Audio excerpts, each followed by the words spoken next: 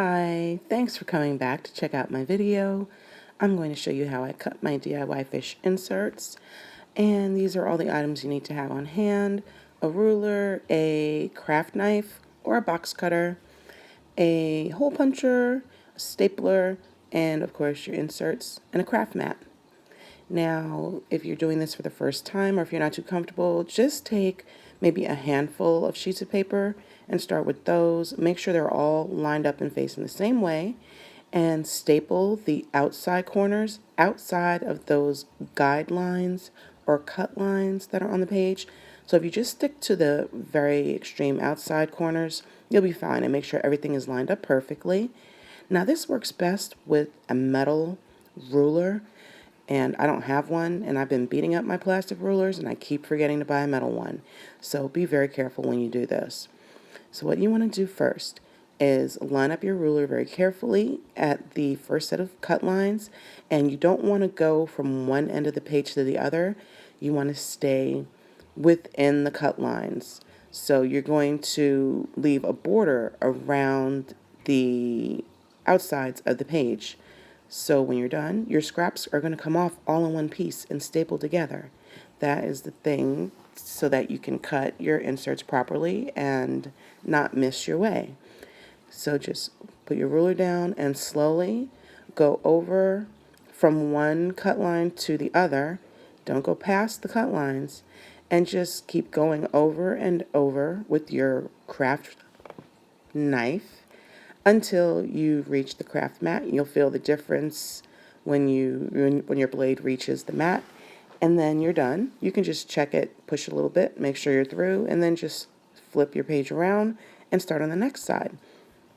Now I do the two sides first, so I'm just doing the same thing on this side, and I just started with 5 sheets of paper because I only do this every so often and I want to make sure that I do it right. So yes, and then I move on to the middle. And again, I line up my ruler carefully at the cut lines, and I go from one cut line to the other. Go slowly to make sure my ruler doesn't move, and I go through, don't snag the paper, until I reach the craft mat. Just over and over. It's very repetitive. Done, done, done. Almost there. Until I reach the mat. Now I go do the top and the bottom after I've done all of the cut lines that are along the length of the page, or rather the height of the page. So now I go from one cut line to the other across the top and bottom of my inserts, and I'm just doing the same thing again. Hold your ruler very firmly in place and just go over and over, scoring the page until you reach the mat.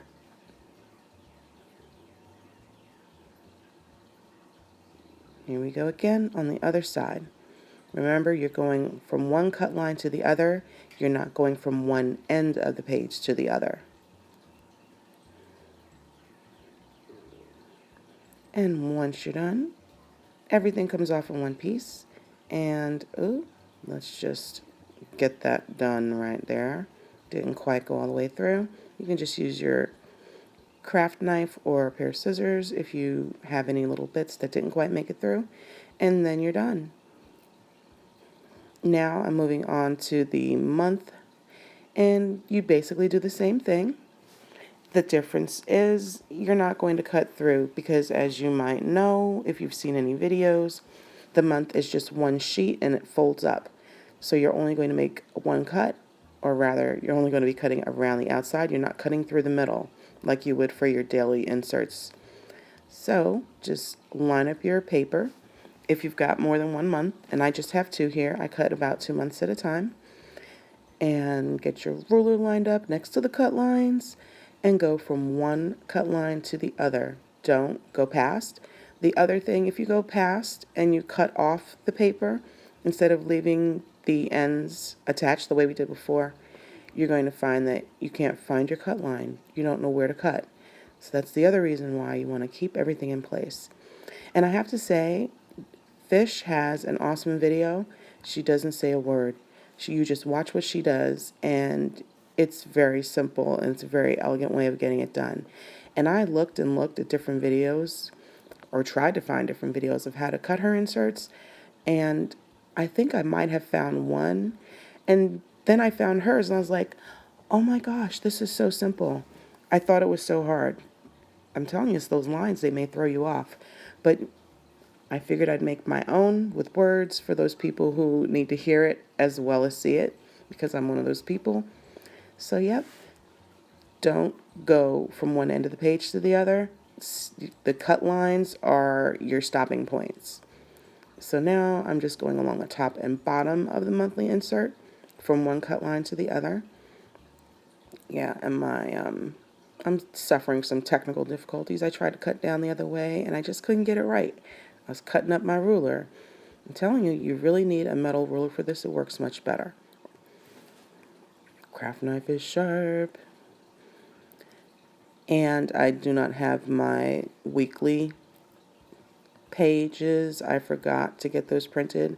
I do not print out my own inserts because I just go to the office supply store and let them print them out on 32-pound paper on their big fat laser printer. So that's what I do. But you can, if you have a printer at home, you want to do it, have at it. I just don't want to even think about it. I'd rather just go someplace else, let them do it, and then I bring them home and cut them myself. There I go, just taking off the outside. It comes off all in one piece. And oops-a-daisy. Didn't quite go all the way through. I thought I had, but you can definitely feel the difference when you're cutting through the paper versus when you reach the craft mat. It's just much smoother and the tension feels different. So I'm just going to get that little bit that I missed. And I'm just about done for now.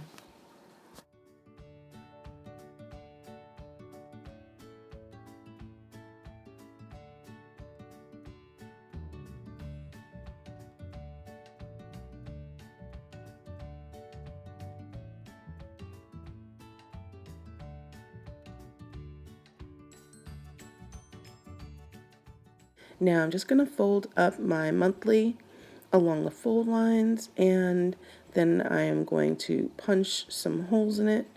And what you want to keep in mind if you're doing this for the first time is the bordered area where you write, because there is a white border around the edge. That's where your holes are going to be, within that bordered area. So if you just make sure to have your hole puncher lined up, your page lined up evenly within the hole puncher where the border is even at the top and the bottom of the area of the hole punch. Or if you have guides on your hole punch, you don't even have to worry about this, but mine is pretty basic and it doesn't have guides like that.